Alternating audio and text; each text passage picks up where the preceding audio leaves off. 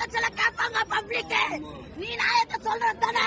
இல்லப்பா எங்களால வர முடியல, நாங்க செய்யறோம் சொல்லுங்க. மழை வெள்ள நிவாரணம் குறித்து கேள்வி எழுப்பிய பெண்ணை எம்எல்ஏவின் அடியாட்கள் தாக்கியதாக சொல்லப்படும் வீடியோ ஒன்று இணையத்தில் வைரலாகி வருகிறது.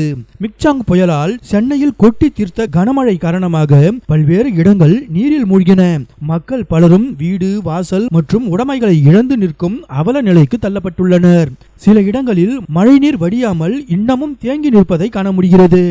இந்நிலையில் ஆர்கே நகர் தொகுதியில் பெண் ஒருவர் திமுக எம்எல்ஏவிடம் மழைநீர் நிவாரணம் குறித்து கேள்வி எழுப்பியதற்கு எம்எல்ஏ ஆதரவு ஆட்கள் அந்த பெண்ணை தாக்கியதாக சொல்லப்படுகிறது.